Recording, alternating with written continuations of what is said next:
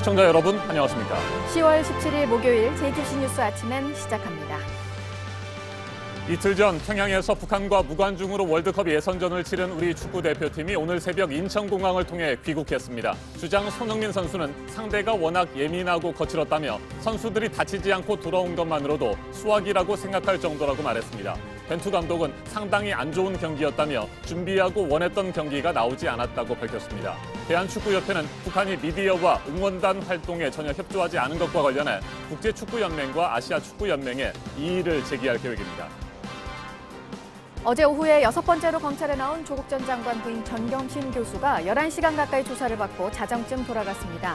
내일로 예정돼 있던 표창장 위조 혐의에 대한 첫 재판은 정 교수 측에 이어서 검찰도 기일 변경을 신청하면서 미뤄질 것으로 보입니다. 20대 한국인이 운영하던 아동 음란물 사이트와 전 세계 이용자 330여 명이 무더기로 적발됐습니다. 한국과 미국 등 30여 개국이 공조 수사를 벌였습니다. 이용자들에게 피해를 당한 어린이 20여 명도 구출됐습니다. 적발된 한국인 운영자는 추적을 피하기 위해서 다크웹을 이용했고 비트코인을 결제 수단으로 썼습니다. 트럼프 미국 대통령이 중국 시진핑 주석과 다음 달 있을 에이펙 정상회의에서 만날 때까지 무역 합의에 서명하지 않을 것이라고 밝혔습니다. 지난주 고위급 협상에서 나온 부분적 합의에 대한 추가 협상 가능성이 제기되고 있습니다. 범죄인 인도 법안, 이른바 송환법 반대 시위를 주도해온 홍콩 민간 인권전선의 지미 샴 대표가 정체불명의 괴한으로부터 쇠망치 공격을 받았습니다. 어제 저녁 길을 가다가 공격을 당해 머리와 팔을 다쳤습니다. 민간 인권전선은 성명을 통해 샴 대표에 대한 공격을 정치적 테러로 규정했습니다. 최근 홍콩에서는 반중 시위대를 겨냥한 백색 테러가 잇따르고 있습니다. 필리핀 남부 민다나오 섬 인근에서 규모 6.4의 지진이 일어났습니다. 주택이 무너져 내리면서 어린이 1명이 사망하고 수십 명의 부상자가 나왔습니다. 이틀 전인 지난 15일 평양에서 북한과 월드컵 예선전을 치른 우리 축구 대표팀이 오늘 새벽 인천공항을 통해 귀국했습니다. 평양으로 갈 때처럼 돌아올 때도 중국 베이징을 거쳐야 하는 멀고도 피곤한 귀국길이었습니다. 깜깜이 문자 중계와 무관중 경기 등 논란이 참 많았던 29년 만에 평양 원정 경기였는데 대표팀도 당황했던 순간들을 털어놨습니다. 특히 생각보다 더 거칠었던 북한 선수들의 플레이에 대한 얘기를 했는데요.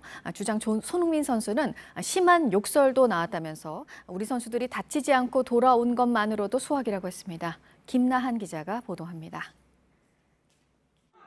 우리 대표팀과의 예선전에서 북한팀은 이미 알려진 것처럼 거친 플레이를 했습니다.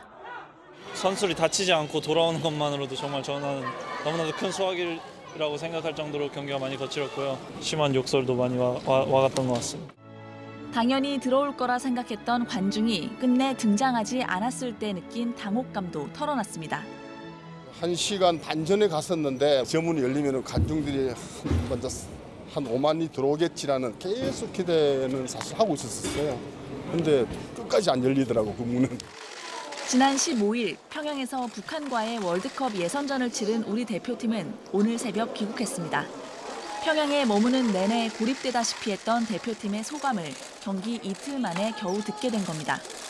앞서 북한은 예선전 문자 중계, 무관중 경기 등을 감행하며 한국뿐 아니라 세계 축구 팬들을 놀라게 했습니다. 선수단이 머무는 호텔은 출입이 통제됐고 우리 측이 준비해간 고기와 해산물 등 음식물 상자도 압수당했습니다. 대한축구협회는 홈팀으로서 미디어와 응원단 활동에 전혀 협조하지 않은 북한의 태도에 대해 국제축구연맹과 아시아축구연맹에 이의를 제기할 계획입니다. JTBC 김나한입니다. 조국 전 법무부 장관의 부인 정경심 동양대 교수가 6번째 검찰 조사를 받고 어젯밤 자정쯤 집으로 돌아갔습니다. 정 교수 측이 뇌종양 진단을 받았다며 검찰에 제출한 입퇴원 확인서를 놓고 양측은 이견을 보이고 있습니다. 이 같은 상황에서 정 교수 측에 이어 검찰도 표창장 위조 혐의에 대한 재판 기일 변경을 법원에 요청했습니다. 재판이 미뤄질 것으로 보입니다. 강보들 기자가 보도합니다. 정경심 동양대 교수가 11시간 넘게 조사를 받고 자정쯤 귀가했습니다. 지난 3일 이후 6번째 검찰 출석입니다. 이번 조사는 차명투자 등 사모펀드 의혹에 집중된 것으로 전해졌습니다. 정 교수가 조서를 다 살피지 못해 또다시 검찰에 출석할 전망입니다. 검찰은 조사를 마친 뒤 구속영장 청구 여부를 결정할 예정이지만 정 교수의 건강 상태가 변수가 될 것으로 보입니다. 변호인단은 정 교수가 뇌종양과 뇌경색 진단을 받았다고 밝혔습니다. 또 입퇴원 확인서를 검찰에 제출했는데 검찰은 병원과 의사 정보, 직인 등이 없는 점을 문제 삼고 있습니다. 검찰은 관련 정보와 뇌종양 진단 시 MRI 촬영 결과 등도 추가로 내달라고 요청했습니다. 당초 내일 오전으로 예정됐던 정 교수의 사문서 위조 혐의에 대한 재판은 미뤄질 전망입니다. 정 교수는 위조한 표창장을 딸의 입시에 사용한 혐의로 기소됐습니다. 앞서 정 교수 측이 사건 기록을 열람 복사하지 못했다며 재판부에 기일 변경을 요청했는데 검찰도 어제 추가 수사를 이유로 기일을 바꿔달라고 요청했습니다. JTBC 강버들입니다. 검찰 개혁을 중단 없이 추진하겠다. 대검찰청이 조국 전 장관 사퇴 이틀 만인 어제 이 같은 공식 입장을 처음으로 밝혔습니다. 그러면서 5번째 개혁안을 발표했는데 대검찰청의 인권위원회를 설치해 잘못된 수사 관행을 고쳐나가겠다고 설명했습니다. 앞으로 내부 감찰을 통해 자정 능력도 키우기로 했습니다. 박병영 기자입니다. 대검찰청이 5번째 검찰개혁 방안을 발표했습니다. 지난 10일에 이어 6일 만입니다. 발표한 내용엔 대검찰청의 외부 인사들로 꾸려진 인권위원회를 만들겠다는 내용이 담겼습니다. 10여 명의 인권 전문가로 구성된 위원회를 만들어서 그동안 지적을 받아온 검찰 수사 관행에 대한 비판을 듣겠다는 취지입니다. 대검 관계자는 늦어도 11월 중 추진할 계획이라며 평소 검찰의 쓴소리를 아끼지 않은 전문가를 찾고 있다고 밝혔습니다. 검찰이 또다시 개혁에 대한 강한 의지를 밝힌 건 일부에서 보내는 의심을 줄이기 위한 것으로 풀이됩니다. 조국 전 장관 가족을 둘러싼 수사가 검찰이 개혁을 막기 위해 하는 것 아니냐는 비판이 있는 것도 사실입니다. 이에 대해 대검 관계자는 외부뿐만 아니라 검찰 내부 구성원에게도 우리의 개혁 의지가 확고하다는 걸 보여줄 것이라고 설명했습니다. 앞으로 내부 감찰을 통해 자정 능력을 키우겠다고도 밝혔습니다. JTBC 박병현입니다. 신속 처리 안건, 이른바 패스트트랙에 상정된 사법개혁안을 놓고 더불어민주당과 자유한국당이 계속해서 충돌하고 있죠. 특히 고위공직자 범죄수사처, 이른바 공수처 설치 문제로 맞서고 있는데 어제 원내 교섭단체 3당 협의에서도 강하게 대립했습니다. 김필중 기자가 보도합니다. 여야 교섭단체 3당 대표와 각 당의 검찰개혁 실무위원 3명은 원탁에 둘러앉았습니다. 이어 1시간 넘게 회의를 진행했지만 각 당의 입장에 대해서 각 당에서 이야기를 하기로 했고요. 서로의 입장 차이를 확인하는 데 대부분의 시간을 보냈습니다. 다만 검경 수사권 조정에 대해선 어느 정도 공감대를 확인하긴 했지만 고위공직자 범죄수사처, 공수처 문제에선 양보가 없었습니다. 공수처 설치가 불필요하다 이렇게 얘기하는 거는 우리는 도저히 이해할 수 없는 거죠. 검찰 그리고 사찰기구인 공수처에 대해서는 공유하기 어렵습니다. 공수처는 결국 특별검찰이 되고 만다는 말씀을 드립니다. 이달 안에 법안을 통과시켜야 한다는 민주당과 20대 국회에선 통과시킬 수 없다는 한국당의 주장은 달라지지 않았습니다. 캐스팅 보트를 쥐인 바른미래당은 유보적인 입장을 밝혔습니다. 여전히 공수처 부분에 대해서는 약간 좀 생각들이 이견들이 있습니다. 설치에 대한 필요성에 대해서 하냐 마냐의 부분들이 여전히 남아있는 거고. 다만 다음 주부터 각 당의 검찰개혁 실무위원들이 공수처를 포함한 세부적인 내용을 논의하기로 한 만큼 앞으로 논의 과정에 따라 협상의 여지도 남아있습니다. JTBC 김필주입니다. 한국인 20대가 운영한 아동 음란물 사이트와 전 세계 이용자 330여 명이 무더기로 적발됐습니다. 한국과 미국 등 30여 개국이 공조 수사를 벌인 결과입니다. 이용자들에게 피해를 당한 어린이 20여 명도 구출됐습니다. 적발된 한국인 운영자는 추적을 피하기 위해서 다크웹을 이용했고 비트코인을 결제 수단으로 사용했습니다. 워싱턴에서 임종주 특파원이 보도합니다.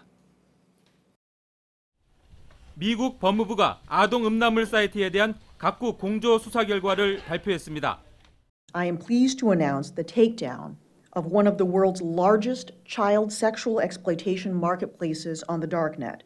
Welcome to video. 사이트 운영자는 20대 한국인입니다. 2018년 3월 체포해 아동 음란물 25만 건을 압수했습니다. 피의자는 그보다 3년 전 추적이 어려운 다크웹에 사이트를 개설했습니다. 또 가상화폐인 비트코인을 받고 음란물을 유통한 것으로 조사됐습니다.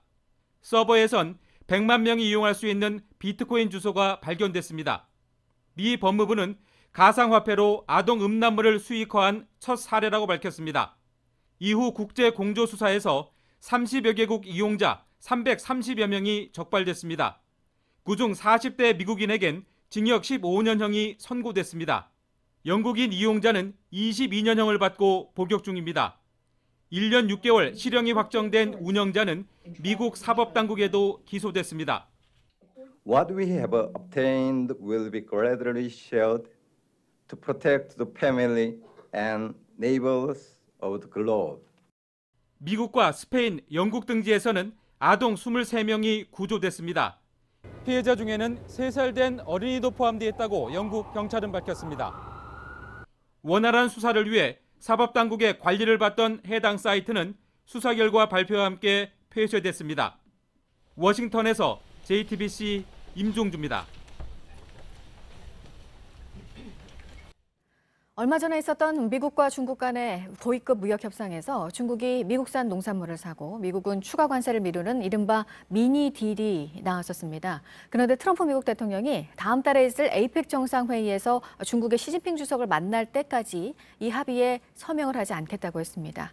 세부 사항을 더 논의할 추가 협상 가능성 얘기가 나옵니다. 김나한 기자입니다. 블룸버그 통신은 트럼프 대통령이 다음 달 아시아태평양 경제협력체 정상회의에서 시진핑 중국 국가주석을 만날 때까지 중국과의 무역 합의에 서명하지 않을 것이라고 했다고 보도했습니다. 양국은 지난 10일부터 11일까지 이틀 동안 미국 워싱턴에서 고위급 무역 협상을 열어 이른바 미니딜에 이르렀습니다. 중국은 400억에서 500억 달러 규모의 미국산 농산물을 구매하고 미국은 중국산 상품에 대한 관세율을 기존 25%에서 30%로 올리려던 계획을 미루기로 한 겁니다. 그런데 트럼프 대통령이 이 합의문에 서명하는 걸 다음 달까지 미루면서 미니딜조차 불확실해진 겁니다. 중국의 태도도 확실하지 않다는 우려가 이어지고 있습니다.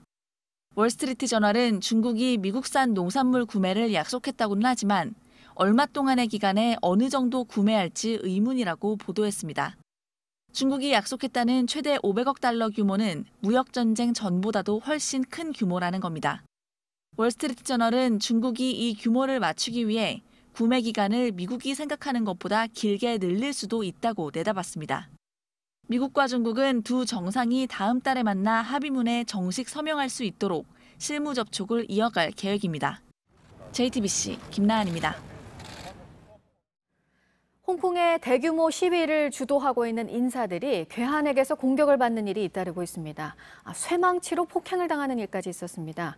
공포 분위기를 만들어서 집회를 저지하려는 의도라는 비난이 커지고 있습니다. 이재승 기자입니다. 홍콩의 범죄인 인도 법안, 이른바 송환법 반대 시위를 주도한 민간 인권전선의 지미 샴 대표가 쇠망치 공격을 받았습니다. 샴 대표는 어제 저녁 길을 가다 정체불명의 괴한들에게 공격을 당해 머리와 팔을 다쳤습니다. 민간 인권전선은 성명을 통해 샴 대표에 대한 공격을 정치적 테러로 규정했습니다. 민주화 요구 시위를 비난하는 친중 세력이 테러를 저질렀을 가능성을 제기한 겁니다. 오는 20일 대규모 집회를 앞두고 공포 분위기를 조성하려고 한다는 분석도 나옵니다. 샴 대표는 지난 8월 29일에도 식당에서 점심을 먹다가 복면을 한 괴한 2명에게 공격을 받은 바 있습니다. 최근 홍콩에선 반중 시위대를 겨냥한 백색 테러가 잇따르고 있습니다. 지난달 2일에는 야당인 데모시스토당의 이삭청 부주석이 정체불명의 남성 3명으로부터 폭행을 당했습니다. 이런 가운데 홍콩 시위의 발단이 된 송환법 철회를 공식 발표하려던 캐리람 행정장관의 시정연설이 야당 의원들의 반발로 중단됐습니다. 야당 의원들이 시위대의 5가지 요구를 모두 수용하라며 즉각 사퇴 등의 구호를 외치자 20분 만에 의사당을 떠났습니다. 이후 녹화방송으로 발표된 연설에서 시위대를 달래기 위한 주택 공급과 부동산 안정 대책을 공개했습니다. 房屋係香港社會目前面對最嚴峻嘅民生問題，亦都係部分民怨嘅根源。我對此從不掉以輕心。 한편 일간지 명보가 홍콩 중문대학이 의뢰한 조사에서 응답자의 71.4%는 복면 금지법에 반대한다고 답했습니다. 또 52%는 홍콩 경찰 신뢰도에 0점을 매겼습니다. JTBC 이재승입니다. 불의 고리로 불리는 환태평양 지진대에 있는 곳에서 최근 지진이 이어지고 있습니다. 미국 캘리포니아 지진 소식을 어제는 전해드렸었는데 이번에는 필리핀 남부 민다나오 섬 인근에서 지진이 났습니다. 역시 진원의 깊이가 얕아서 피해가 잇따랐는데요. 집이 무너지면서 어린이 1명이 숨지고 수십 명이 부상을 입은 것으로 전해졌습니다. 강버들 기자입니다. 학생들이 소리를 지르며 계단을 뛰어내려갑니다. 흔들리는 학교 건물 밖으로 대피하는 겁니다. 엘리베이터 옆 벽면에 금이 갔고 건물 곳곳 내장재가 떨어졌습니다. 현지 시간 어제 저녁 7시 37분 필리핀 남부 민다나오 섬 다바오시 인근에서 규모 6.4의 지진이 발생했습니다. 진원의 깊이는 14km 정도로 추정되는데 얕은 곳에서 발생한 지진의 여파는 더욱 컸습니다. 본진 이후 수차례 여진도 이어졌습니다. 외신에 따르면 집이 무너지며 7살 여자 어린이가 깔려 숨졌고 수십 명이 부상을 입었습니다. 지진으로 전기가 끊기거나 쇼핑몰에 불이 나는 등 피해도 잇따랐습니다. 일부 지역에는 휴교령이 내려졌습니다. 환태평양 지진대, 이른바 불의 고리에 위치한 필리핀은 지진이 가장 자주 일어나는 곳 중 하나입니다. JTBC 강버들입니다. 지금 중동 정세를 흔들어 놓고 있는 터키와 쿠르드족 간의 전투, 이 소식도 보도록 하겠습니다. 수십만 명의 민간인들이 피난길에 오른 상황인데요. 이 일을 만들어낸 미국에 대한 비난도 커지고 있는데 개입을 하지 않겠다는 입장의 트럼프 미국 대통령이 미국과 상관없는 일이라는 말까지 했습니다. 전투보다 경제 제재가 더 효과적이라는 주장도 이어가고 있습니다. 보도국 연결하겠습니다. 안태훈 기자, 폼페이오 국무장관이 터키로 급파돼서 이제 터키 대통령을 만날 예정이기도 합니다. 시리아 안에 미군 철수가 정당하다는 걸 트럼프 대통령은 계속 말하고 있네요. 네, 그렇습니다. 지금 전투가 벌어지고 있는 곳은 미국의 땅이 아니다라면서 한 말입니다. 이어서 터키가 시리아로 들어간다면 그건 터키와 시리아 사이의 일이며 미국 장병들은 피해를 보지 않고 있다라고 강조하기도 했습니다. 특히 쿠르드족은 천사가 아니다라는 말도 했고요. 러시아와 시리아 정부가 이 문제에 개입하는 것과 관련해서도 그들에게 달린 문제라며 개입하지 않겠다라는 입장을 거듭해서 밝혔습니다. 이런 가운데 마이크 펜스 부통령과 마이크 폼페이오 국무장관은 미 동부 현지 시간으로 16일 터키로 출발해서 터키 대통령과 만날 예정인데요. 트럼프 대통령은 미국은 터키가 옳은 일을 하도록 노력하고 있다며 펜스 부통령과 터키 대통령의 회담이 성공적이지 않다면 터키에 대한 제재는 파괴적인 수준이 될 것이라고 압박하기도 했습니다. 네, 이런 트럼프 대통령의 결정을 비판하는 내용의 결의안이 미 하원에서도 통과가 됐다고요? 네, 그렇습니다. 외신들이 보도한 내용인데요. 현지 시간으로 16일, 미 동부 현지 시간입니다. 하원이 트럼프 대통령의 미군 철수 결정을 비난하는 내용의 결의안을 통과시켰다라는 내용입니다. 354대 60의 압도적인 표 차이로 통과된 것입니다. 트럼프 대통령의 친정인 공화당에서도 미국 행정부의 정책을 비판하는 주장이 계속되고 있습니다.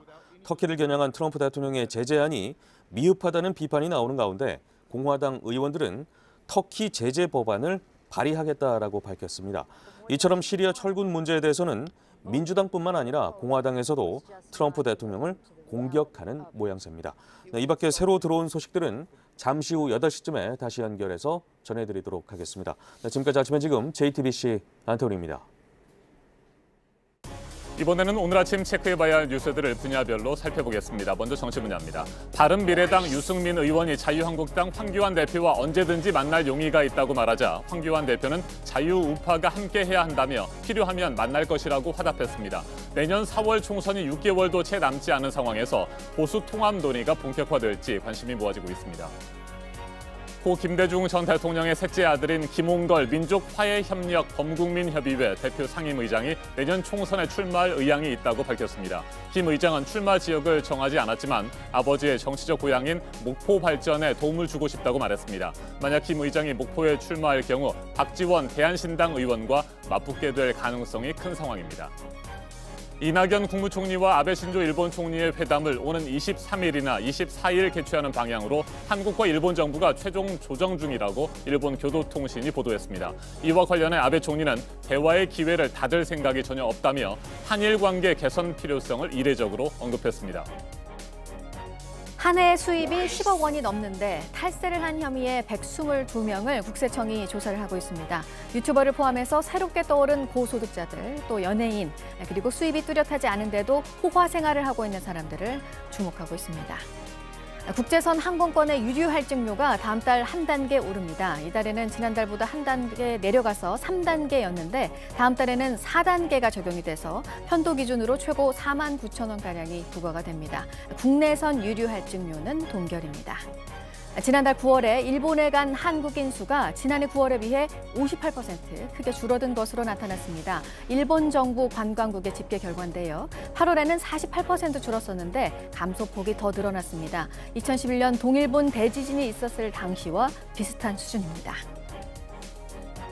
계속해서 사회 분야 뉴스입니다. 야생 멧돼지의 아프리카 돼지열병 감염이 확인되고 있는 가운데 서울 주택가와 아파트 단지에도 잇따라 멧돼지가 출몰했습니다. 어제 오전 종로구 주택가에 멧돼지 한 마리가 나타났다는 신고가 접수돼 관계 당국이 수색 15분 만에 멧돼지를 포획했습니다. 송파구에서도 멧돼지가 나타났다는 신고가 들어왔지만 포획에는 실패했습니다. 어제 저녁 7시 10분 경남 통영시 욕지도 인근 해상에서 4.13톤급 레저보트가 다른 선박과 충돌했습니다. 해경이 레저보트에 타고 있던 3명을 구조했지만 1명이 의식불명 상태이고 2명은 부상을 입었습니다. 해경은 불상의 선박이 레저보트와 충돌한 뒤 달아난 것으로 보고 해당 선박을 추적하고 있습니다. 어제 오후 2시 8분쯤 전북 정읍시 이평면 한 주택에서 불이 났습니다. 불은 50분 만에 진화됐지만 집에 혼자 살던 80대 여성이 숨진 채 발견됐습니다. 경찰은 농작물을 태우던 도중 강풍으로 불이 번지면서 화재가 발생한 것으로 보고 있습니다. 예술문화단체에 대한 기부가 너무 부족하다는 지적이 나왔습니다. 국립오페라단 심포지엄에서였는데요. 국민들이 내는 기부금 가운데 종교단체에 대해서는 25%, 해외 구호에는 15%였는데 문화예술 분야가 차지하는 비중은 0.2%에 불과하다면서 민간 오페라단의 경제적 어려움을 말했습니다. 지난 2009년에 경북 경주에서 완전한 형태로 발견이 됐었던 1500년 전 말 갑옷이 복원 작업을 거쳐서 10년 만에 공개가 됐습니다. 내년 봄에 국립경주박물관에 전시가 될 예정입니다. 지리산 뱀사골 단풍축제가 이번 주말에 시작이 됩니다. 뱀사골 입구에서 지리산 천년송까지 2.5km 단풍길을 걷는 행사도 진행이 됩니다. 올해 지리산 단풍은 다음 주가 절정이라고 합니다. 네, 한국은행은 기준금리를 역대 최저 수준까지 내렸고 IMF는 올해 우리 경제 성장률 전망치를 2%까지 내려잡은 상황입니다. 이런 가운데 문재인 대통령이 보통 경제부총리가 주재하는 경제장관회의를 오늘 직접 주재를 하는데요. 세계 경제 동향 등을 점검하고 앞으로 경제정책 방향 등을 논의할 예정입니다. 네, 오늘 열리는 국감 가운데 눈길을 끄는 건 윤석열 검찰총장이 나오는 대검찰청을 상대로 한 법사위 국감입니다. 조국 전 장관 일가에 대한 수사 그리고 검찰 개혁 등을 놓고 오늘 여야의 공방이 정점을 찍을 것으로 보입니다. 롯데그룹 신동빈 회장의 국정농단 뇌물 공여 혐의에 대해서 대법원 선고가 오늘 나옵니다. 앞서 2심에서는 징역형의 집행유예가 선고가 됐었습니다. 분야별 뉴스들 체크해드렸습니다. 이어서 기상정보입니다. 오늘 전국에 구름 많겠습니다. 고기압의 가장자리에 들면서 구름 가득 끼어 있는 모습이고요. 아침까지는 안개가 짙기 때문에 시야 상황이 좋지 않겠습니다. 오늘 평년 수준의 기온 예상되고 내일과 모레에는 예년 기온 웃돌면서 한낮에는 비교적 포근하겠는데요. 이렇게 주말까지 아침에는 쌀쌀하고 낮에는 활동하기에 좋겠습니다. 출근길 현재 서울과 대전 11도, 전주와 광주가 12도, 대구는 9도 가리키고 있습니다. 북한도 일부 북부 지역을 제외하고 10도 안팎으로 우리나라와 비슷하겠습니다. 오늘 낮 기온은 서울이 20도, 광주와 대구는 21도까지 오르겠습니다. 북한도 오늘 20도 안팎으로 예상됩니다. 내일은 전국 대부분 지역에 비가 오겠고요. 동해안은 토요일까지 이어지겠습니다. 기상정보였습니다.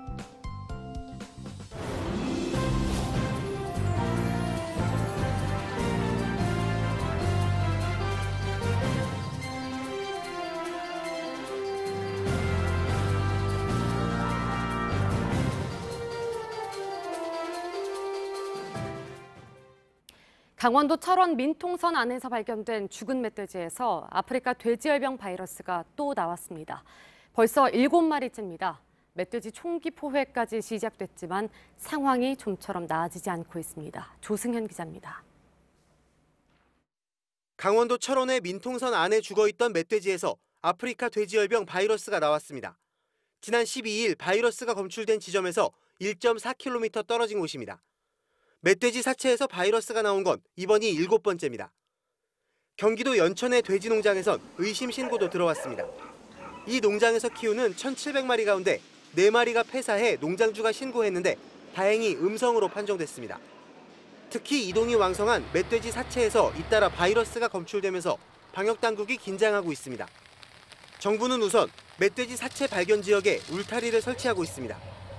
바이러스 검출 지점에서 반경 1.3제곱킬로미터 안에 있는 멧돼지의 이동을 막겠다는 겁니다. 차단망 설치가 끝나면 총기로 포획할 예정입니다. 남방 한계선과 민통선 안에선 그제부터 48시간 총기 포획이 이뤄지고 있습니다. 어제 오전까지 멧돼지 57마리를 잡았습니다. 유일하게 민통선 내 포획이 제한됐던 철원도 오늘부턴 가능할 걸로 보입니다. 경기 북부와 남부, 강원 북부와 남부 등 4개 권역에서의 가축과 분뇨 이동 통제는 무기한 연장됐습니다. JTBC 조승현입니다. 어제 오후 5시 반쯤 경남 사천시 선박 부품업체에서 불이 났습니다. 이 불은 공장 내부 4,800여 제곱미터와 창고 등을 태웠고 1시간 20분 만에 꺼졌습니다. 화재 당시 근무자들은 곧바로 대피해 인명피해는 없었습니다. 소방당국과 경찰은 도장 작업을 하는 곳에서 불꽃과 연기가 치솟았다는 공장 관계자의 말을 토대로 정확한 화재 원인을 조사하고 있습니다. 어제 저녁 7시 반쯤 전북 장수군 천천면 주택에서 불이 나 1시간 만에 꺼졌습니다. 이 불로 주택 1개동 98제곱미터가 모두 탔고 집안에 있던 2명은 신속하게 대피해 인명피해는 없었습니다. 경찰과 소방당국은 정확한 화재 원인을 조사하고 있습니다. 전북 고창군 해안가에서 죽은 채 발견된 야생 멧돼지에 대한 ASF 아프리카 돼지열병 검사 결과가 음성으로 나왔습니다. 고창군은 어제 저녁 국립환경과학원으로부터 이 같은 내용의 아프리카 돼지열병 검사 결과를 통보받았다고 밝혔습니다. 앞서 같은 날 오전 고창군은 해안가에서 야생 멧돼지 사체가 발견되자 해안가를 통제하고 일대를 방역했습니다. 정치 사회적으로 논란이 뜨거운 이슈에 대해 다양한 목소리를 들어보는 맞짱 토론 시간입니다. 오늘 주제는 북한의 잠수함 발사 탄도미사일 SLBM 시험 발사 이후 다시 불붙고 있는 핵추진 잠수함 도입 문제입니다. 찬반 의견이 팽팽하게 엇갈리고 있습니다. 먼저 출연자들을 소개해드립니다. 제 오른쪽입니다. 문근식 한국국방안보포럼 대외협력국장입니다. 안녕하세요. 네, 어서 오십시오. 그리고 제 왼쪽입니다. 김대영 한국국가전략연구원 연구위원입니다. 안녕하십니까. 네, 안녕하세요. 북한이 지난 2일이죠. 원산 북동쪽 동해 해안에서 신형 잠수함 발사 탄도미사일 북극성 3형을 성공적으로 시험 발사했습니다. 이에 따라 우리도 핵추진 잠수함을 서둘러 만들어서 대응해야 한다. 이 같은 주장이 다시 제기되고 있습니다. 지난 10일 국정감사에서는 해군이 관련 TF팀을 운영하고 있다고 공식적으로 밝혔습니다. 토론 시작하겠습니다. 먼저 문근식 국장님, 핵추진 잠수함 도입에 찬성을 하고 계시는 거죠? 그렇죠. 그런데 전 시청자분들 이해를 돕기 위해서 핵추진 잠수함이 뭐냐. 대부분의 사람들이 핵추진 잠수함이면 잠수함에 핵무기 싣고 다니는 거 아니야 이렇게 얘기하는데 핵추진 잠수함이라는 건 핵을 우라늄을 연료로 해서 추진한다는 얘기고요. 핵추진 잠수함 2가지 종류가 있어요. 네. 하나는 핵무기를 싣고 다니는 잠수함, 하나는 핵무기를 싣고 다니는 잠수함을 추적 감시하면서 핵무기를 못 쏘게 하는 잠수함. 이 2가지가 있어요. 그래서 우리가 지금 추진하고 있는 거는 북한의 지금 SLBM 그냥 북극성 3호를 엊그제 발사했잖아요. 네. 그래서 그거를 못 쏘게 하는 그런 역할을 할 수 있는 잠수함이 필요하다. 그래서 우리는 핵 추진 그걸 공격 잠수함 그래요. 그런 잠수함을 가지고 북한이 아무리 핵 북극성을 개발하고 해도 절대로 쏘지 못하게 하겠다. 이런 잠수함이 필요하다. 그런 얘기를 할 수 있습니다. 네, 핵 추진 잠수함 안에서도 핵무기를 싣고 다니는 잠수함이 그렇죠. 있고 그렇지 않은 잠수함이 있는데 그렇죠. 네. 우리가 도입하고자 하는 것은 핵무기를 싣고 다니는 건 아니고 우리는 지금 비핵화를 네. 추진하고 있는 단계잖아요. 그렇기 때문에 우리는 핵무기를 갖지 않겠다. 정부 방침입니다. 그렇기 때문에 핵무기는 전혀 관계없고 우리는 그 북한이 가지고 있는 그 핵무기를 SLBM 네. 발사 못하게 감시하고 추적하고 물속에서 여차하면 격추심시킬 수 있는 이런 능력을 가진 잠수함이 필요하다. 이런 얘기죠. 네, 원자로를 이용해서 핵 추진 힘으로 네. 이동하는 핵 추진 잠수함을 갖고자 한다 이런 말씀이시고 그렇죠. 찬성한다는 입장이십니다. 네, 네. 알겠습니다. 김대영 위원께서는 핵 추진 잠수함 도입에 반대하고 계시잖아요. 굳이 반대라고 네. 하긴 뭐하고요. 사실 저도 이제 개인적으로는 찬성을 하지만 그 전에 우리가 좀 이 지금 프로그램 보시는 시청자분들이나 아니면 국민 여러분들이 좀 몇 가지 아셔야 될 부분이 있습니다. 앞서도 이제 문근식 국장님 얘기해 주셨지만은 원자력 핵 추진 잠수함 같은 경우에 이제 핵무기도 물론 싣는 형태도 있지만은 네. 가장 중요한 것은 이제 원자력을 동력으로 해서 운용되는 그런 잠수함입니다. 그 때문에 사실 이게 이 원자력이라고 하면 물론 이제 우리나라가 전 세계적으로 안전하게 원자력 발전소를 운영하고 있지만은 사실 이 잠수함으로 봤을 때는 처음 가보는 길입니다. 네. 그동안 이제 재래식 잠수함은 우리나라에서 많이 만들었고 또 한 가지는 이 원자력 잠수함을 운영하려면은 기반 시설도 있어야 되고요. 그리고 이제 어느 정도 사용하다 되면은 해결료를 또 교체하는 작업도 해야 됩니다. 그러면 사실 이제 예를 들어서 기지가 어디 생길지 모르겠지만은 그런 주민들 같은 경우에는 또 우려를 가지실 분들도 있겠죠. 네. 사실상 원자력 잠수함 같은 경우에는 그냥 떠다니는 원자력 발전소라고 보시는 게 맞는 것 같은데 그런 부분에 대한 사회적 합의도 있어야 되고 또 한 가지로는 과연 이게 쉽게 말씀드려서 가성비를 따져봤을 때 효과가 있을 것인가도 한번 좀 생각을 해볼 필요가 네. 있다라고 이렇게 정리를 하고 싶습니다. 네, 실효성에 의문이 있다 이런 말씀이십니까? 실효성 물론 하면 좋죠. 네. 하지만은 그것보다 다른 수단을 찾는 것도 오히려 대안이 될 수 있지 않을까 생각도 들고요.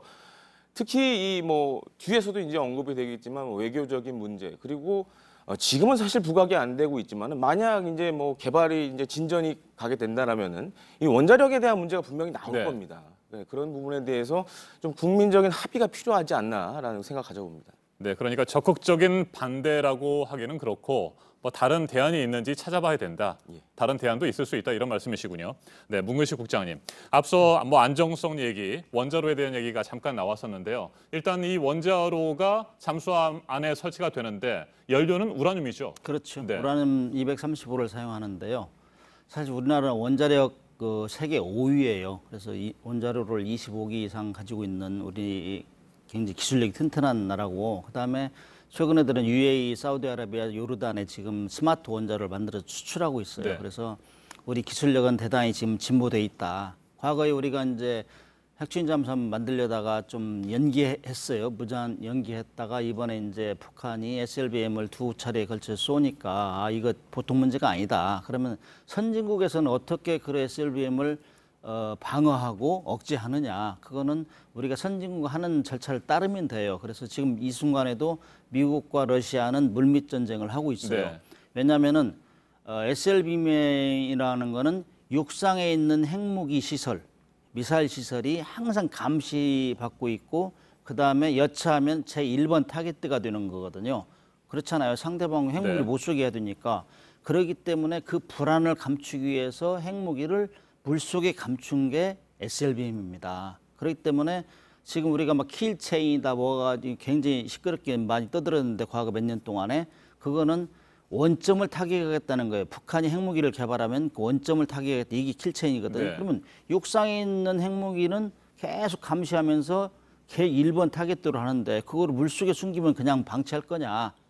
선진국은 어떻게 하느냐. 이렇게 보니까 미국과 러시아는 지금 이 순간에도 핵무기를 실은 잠수함이 출항하면은 인공위성으로 출항전 보고 있어요. 보고 네. 있다가 출항하면 그때부터 계속 감시하는 거예요.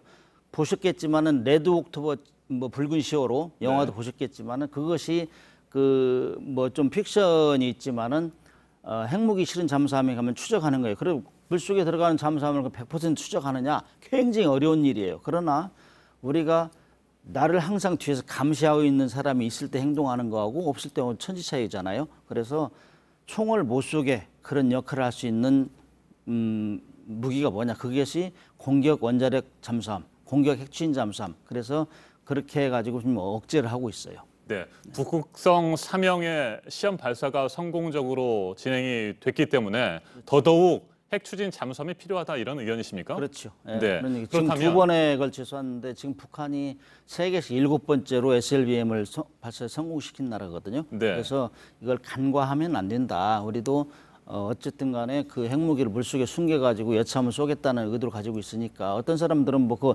미국을 겨냥한 거지 우리를 겨냥한 거냐 이렇게 얘기하는데 그건 천만 틀린 얘기고요. 항상 이번에도 그 북극성 3호는 그 고각 발사를 해가지고 사정거리를 460km로 조정했어요. 네. 그렇기 때문에 미국도 겨냥하지만 여차하면 우리도 공격할 수 있는 충분한 무기다. 그래서 여기에 대해서는 억제가 필요하다는 얘기죠. 괌이나 하와이는 물론이고 미국 본토까지도 위협할 수 있다. 그렇죠. 이런 사정거리를 생각이십니까? 억제해가지고 네. 발사한 거지. 그 연료를 주입하고 고각 발사를 재가지고 한 45도 정도면 그 원래 사정 디자인했던 거리는 뭐 북극성 3호 같은 경우는 한 4, 5천 정도로 보고 있어요. 네. 그 정도 4, 5천 킬로 정도 되면은 어느 정도만 나가도 본토를 위협할 수 있는 거죠. 네, 그만큼 북한의 잠수함 발사 탄도미사일 북극성 3형이 위협적이기 때문에 핵추진 잠수함을 만들어서 아주 추적을 잘 해야 된다 이런 입장이신 것 같은데 이에 대해서 어떻게 생각하세요? 틀린 말씀은 네. 아닙니다. 사실 그 핵추진 잠수함이 있으면 좋죠.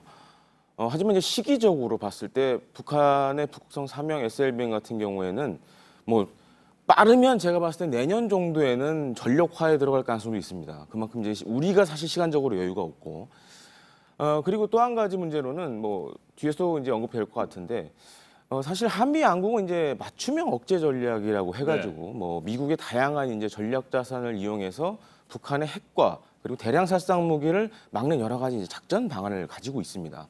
거기에는 뭐 이제 앞서 이제 문 국장님도 얘기하신 그런 공격형 잠수함, 특히 원자력 동력으로 하는 공격형 잠수함들도 이제 포함이 돼 있고요.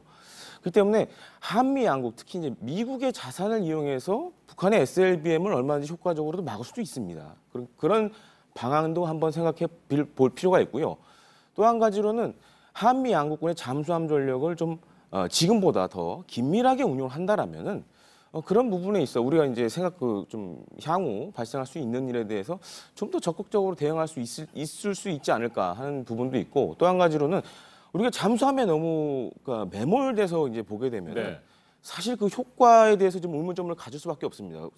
그것보다는 오히려 비대칭적인 전력, 예를 들어서 뭐 항공 전력이라든지 다른 전력을 이용해서 북한의 SLBM을 막는 것도 하나의 대안이 될 수 있지 않을까 생각하고 있습니다. 그런데 해수면에서 밑으로 깊이 들어가 있는 잠수함의 경우에는 잠수함만이 추적할 수 있는 것 아닙니까?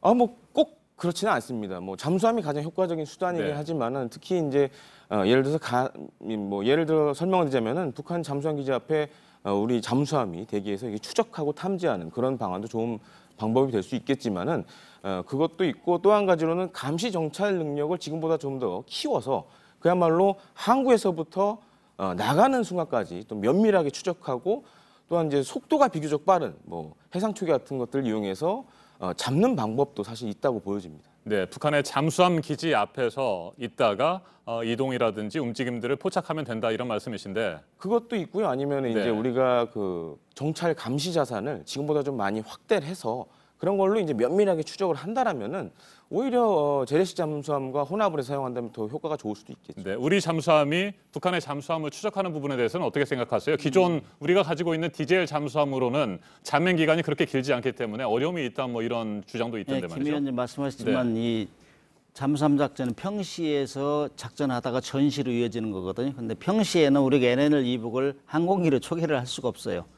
마찬가지 글로벌 호크나 이런 거 도입해도 이북을 넘어갈 수 없거든요. 그렇기 때문에 평상시에는 정해역을 비밀리에 드나들 수 있는 건 잠수함밖에 없습니다. 그래서 잠수함이 하는 거고요. 그다음에 항공 자산도 점진적으로 늘려야 돼요. 이거 전시에는 지금 북한이 세계에서 가장 많은 잠수함을 보유하고 있어요. 한 90여 척 가까운데 네. 이걸 다 이 초기에 틀어 막아야지 그렇지 않으면 뭐 온통 난리가 될 수가 있거든요. 그래서 항공 자산을 더 추가해야 된다는 김 의원 말씀은 전 동의하고요. 그다음에 평상시부터 잠수함은 억제해서 핵무기를 특히 핵무기를 가진 잠수함은 억제해야 된다. 이런 개념을 할 때는 선진국이 지금 하는 방법이 가장 경제적이다. 어떤 사람은 뭐 디젤 잠수함을 뭐 여러 척 하면 되지 않느냐 그런 얘기를 하는 사람이 있어요. 그러나 이게 미국의 이제 잠수함 기동부대 협동작전 교범이라는 게 있어요. 거기에 보면은 디젤 잠수하면 이 구역이 있어요. 그 작전 가는 구역이 네. 자기 할당 구역이 한 20마일 곱하기 20마일 정도예요. 그러나 핵추진 잠수함은 100마일 곱하기 100마일 정도. 이 정도 5배 정도 차이 나요. 그렇기 때문에 예를 들면은 어떤 사람은 뭐 핵잠수함 하나 돈 많이 드는데 그거 뭐 디젤 잠수함 여러 척 하면 될 거냐. 5척을 만들어요. 5척. 5배 되니까. 그러면은 지금 우리 지금 화면에 나오는 저 도산 안창호함이 저기 디젤 잠수함 중에 네. 3,000톤급인데 제일 성능이 우수한 건데 저게 지금 8,600억 계약을 했어요. 근데 지금 우리가 도입하고자 원하는 그 핵추진 잠수함은 1조 6천억, 2배밖에 안 된다고. 가격은 2배인데 운용 능력은 5배 이상 된다 이거죠. 그리고 어떤 사람들은 돈 많이 드는데 자꾸 하려고 하느냐. 근데 돈은 이게 이제 1조 6천억이라면 한 1년에 다 들어가는 게 아니고 네. 잠수함 만들려면 최소한 8년에서 10년 잡아야 돼요. 그러면은 1년에 2천억 정도 들어간다고. 그거를 뭐 지금도 해군의 그 구축함을 만드는데 1년에 4, 5천억은 들어가요. 그래서 그렇기 때문에 이 연부액이 이 점진적으로 나가는 거지 당장 1조 6천억이 들어가는 거 아니거든요. 그래서 이거는 보험료로서는 적절한 가격이다. 물론 뭐 국민들 입장에서 볼 때는 세금이 많이 들어가는 거 하겠지만은 그렇지만 북한은 지금 핵 미사일 잠수함에 올인하고 있어요. 네. 그거 가지고 지금 트럼프 대통령 오라 하고 핵을 만들었기 때문에 그런 것이고 트럼프 대통령이 항공모함 전단 3척을 동원해서 북한 폭격하겠다 2017년에. 왜 그랬느냐? SLBM을 발사한 이후에 그랬어요. 그것이 자기의 직접 위협이 된다. 이제는 더 간과할 수 없다. 그러니까 우리도 마찬가지 여기에 대해서는 충분히 사전에 대비해야 된다. 물론 김 의원님 말씀하신 대로 미국하고 협동작전을 원활하게 하고 연합작전 체제를 구축하면 될 거 아니냐. 지금 하고 있어요.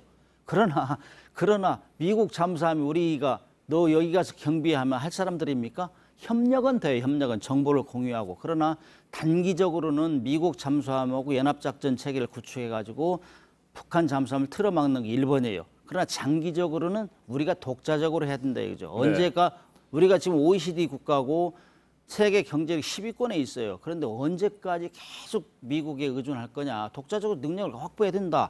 만약에 미 해군이 철수를 한다. 이 가정을 하면은 제가 볼 때는 과거의 역사를 볼 때는 독도하고 이어도 같은 경우는 분쟁화될 수 있어요. 일본하고. 지금도 일본은 계속 독도 주장하잖아요. 그런 경우에는 우리가 지금 주적은 북한이 확실하지만은 미래 통일에 대비한다면은 일본하고 중국은 잠재적이라고 얘기할 수 있어요. 왜냐하면은 과거 침략 역사를 보면 930회 이상을 우리가 외침을 받았는데 대부분이 일본하고 중국이었어요.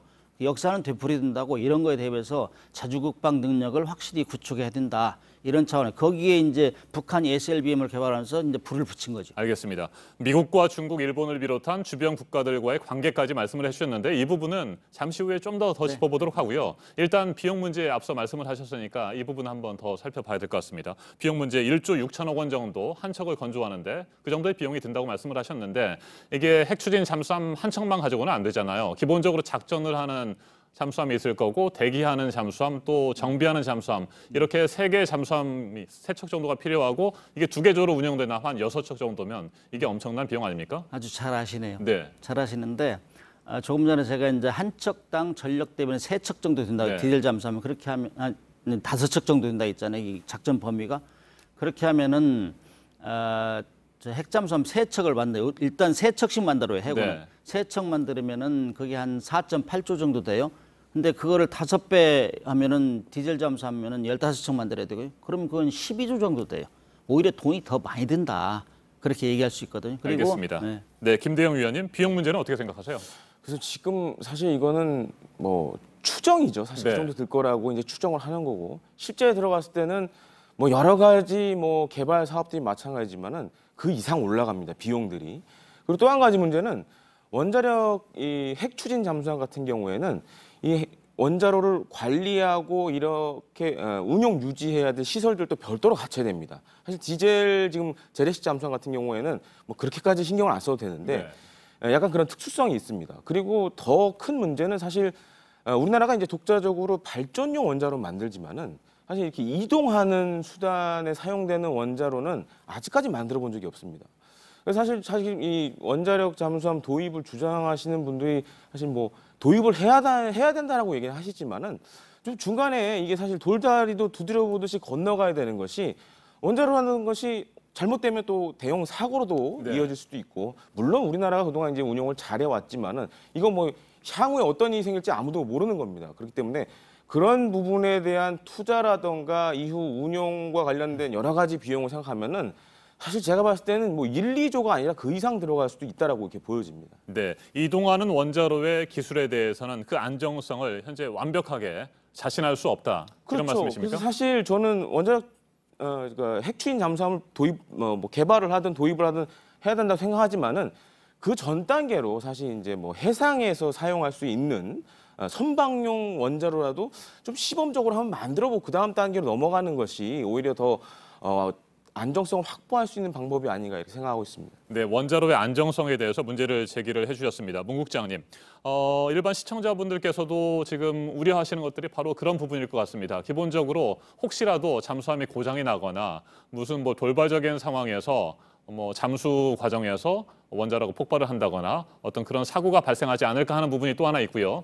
또 연료를 뭐 한 25년이나 뭐 그 이상의 주기로 한 번씩 바꿔줘야 되는데 원자로에서 그 연료를 교체하는 과정에서 또 무슨 사고가 나지 않을까? 뭐 이런 우려들이 있는 것도 사실이거든요.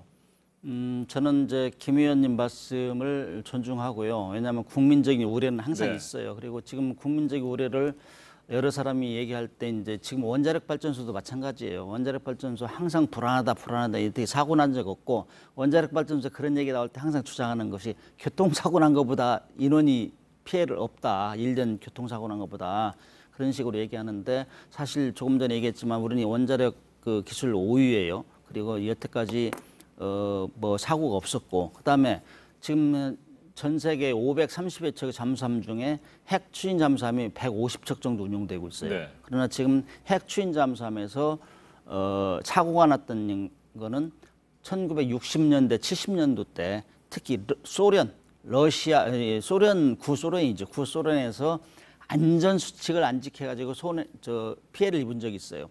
옛날에 그 기억나실지 모르겠지만 위도메이커 K-19 미국이 이제 핵추진 잠수함을 먼저 개발했어요. 네. 그러니까 러시아 급했죠. 급해가지고 막 서두르고 하다가 안전수칙 안 지켜가지고 북극에 갔는데 피폭돼가지고 94명이 피폭됐어요. 굉장히 대형 사고였죠. 그것이 이제 대표적인 사고였고 그다음에 63년, 68년, 그다음에 2000년도에 미국 잠수함이 63년, 68년도에 두 척이 핵추진 잠수함이 깔아앉았어요. 네. 그 시운전하다 사고 나고 그래가지고 근데 지금까지 그다음에 2000년도에는 크루스크함이 이제 저 대서양에서 러시아께 깔아앉았고 그런데 어떤 환경 오염이나 이런 거 없었고 지금도 그 사실 이 잠수함에 실는 원자로는 육상에 있는 원자로를 아주 컴팩트하게 만드는 거예요. 그래가지고 작게 만들어 집어넣는 건데 그 승조원들이 생활을 하잖아요. 그래 가깝게 생활을 한다. 그렇기 때문에 이 한 5중의 안전장치를 집어넣어요. 5중의 안전장치. 그래서 방사능이 피폭되지 않도록 그다음에 문제가 생기면 차단되고 문제가 생기면 차단이 5중의 안전장치를 하기 때문에 지금 뭐 승조원들 뭐 미국 잠수함 승조원들 아주 문제없이 수십 년을 지금 지내고 있거든요. 그래서 오히려 국민들이 생각하는 것 이상으로 더 철저하게 이 안전수칙을 지킨다. 그래서 원자력은 안전수칙 이미 뭐 원자력 잠수함이 나온 지 60, 70년 되거든요. 이 동안에 그 축적된 노하우를 가지고 네. 안전수칙만 지키면 전혀 문제가 없다. 알겠습니다. 원자로 기술의 안정성 문제에 대해서 짚어봤고요. 원자로 기술뿐만 아니라 또 하나 필요한 것이 잠수함 건조 능력이잖아요. 이건 뭐 충분히 높은 수준에 도달해 있는 상태입니까? 물론 이제 우리나라 같은 경우는 이제 재래식 잠수함, 이제 디젤 엔진으로 네. 작동한 잠수함 같은 경우에는 현재 뭐 세계적인 그런 수준을 자랑하는데 사실 저보다 이제 몽장님 더 잘 아시겠지만은 사실 이 핵추진 잠수함 같은 경우에는 기존 재래식 잠수함에 비해서 속도도 빠르고 또한 이제 원자력 추진 체계를 이제 넣는다는 그런 특징이 있습니다. 근데 이 부분 같은 경우에는 사실 이거 배의 모양, 이제 속도가 빠르기 때문에 고속 선형으로 이제 만들어야 되고 그다음에 원자력 관련된 것도 물론 우리가 이제 원자력 발전은 많이 지금 해왔지만은 이런 이동 체계에 대한 거는 사실 경험이 좀 전무한 상황입니다. 그런 부분도 하나의 이제 문제가 될 수 있기 때문에. 사실 어떻게 이거를 안전성을 확보하면서 단계적으로 그야말로 완벽하게 만드냐는 사실 좀 많은 기술 개발과 투자가 좀 필요한 상황입니다. 알겠습니다. 기술 부분에 대해서는 이 정도로 정리를 좀 해보고요. 문 국장님, 또 핵추진 잠수함을 만들기 위해서 넘어야 할 산들이 여러 개가 있는데 그중에 첫 번째가 한미 원자력 협정이잖아요. 뭐 이게 위배될 수도 있다 이런 지적도 있는데 이건 어떻습니까? 자, 원자력 잠수함에는 이제 그 우라늄이 들어가기 때문에 우라늄은 핵무기 원료잖아요. 그래서 우라늄을 사용하는 데서는 우라늄 공급국과 수입국, 그다음에 IAEA 삼각형으로 맺어져 있어요. 이게 구조가. 그래서 우라늄이 들어가면 어디 쓰느냐, 핵무기를 만드는 거 아니냐, 이것을 감시하고 계속 관찰하는 것이 IAEA하고 NPT예요. 네. 핵 확산금지구역하고 원자력 안전기구.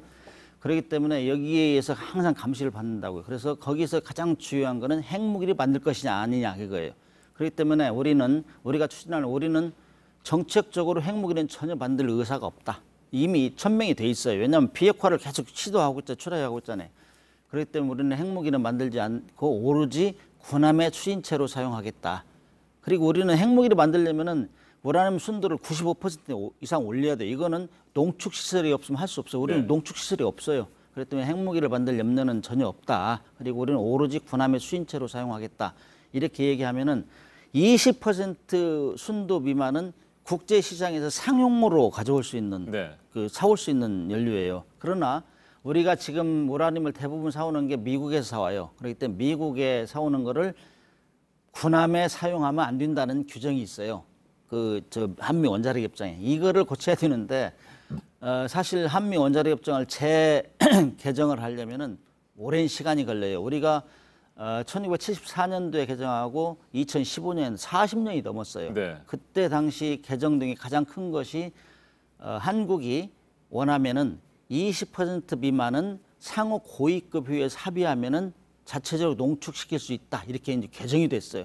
그렇기 때문에 우리가 20% 미만은 그렇게 할 수 있는데 우리가 언제 우라늄 농축시설을 다시 또 뭐 설비하고 그러면 오래 걸리잖아요. 그래서 일단 미국에서 사오면은 뭐 우리가 추진체로만 사용하겠다. 이렇게 얘기하면은 미국에 살아가면 돼요. 근데 미국에서도 또 이 법을 의회의 승인을 받아야 되기 때문에 제가 볼 때는 빠르면은 미국에도 이제 도움이 되기 때문에 왜냐면 북한이 SLB를 개발했기 때문에 우리가 카바를 하겠다.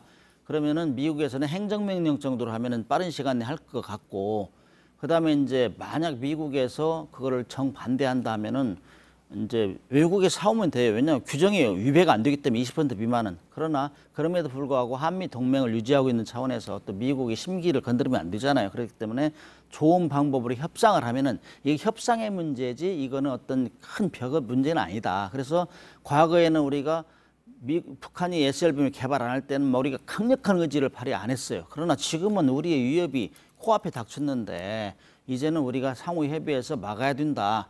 그런 차원에서 협상을 하고 미국에 우리 반대급부도 좀 얘기하고 이렇게 하면은 이것이 협상으로 풀어질 문제다. 저는 이렇게 보고 있습니다. 네, 미국을 설득하면 한미 원자력 협정 문제는 해결할 수 있다 이런 말씀이시군요. 앞서 또 문 국장님께서 주변국들과의 관계에 대해서 얘기를 좀 해주셨으니까 이 부분에 대해서 김대영 위원님의 말씀을 좀 듣도록 하겠습니다. 2003년입니다. 노무현 정부 시절에도 핵 추진 잠수함, 원자력 추진 잠수함 도입 사업이 추진됐잖아요. 이른바 362 사업이었죠. 예, 362 사업인데 그 당시에도 뭐 주변국들의 좀 반발이 있었나요? 그래서 이 사업이 중단됐습니까?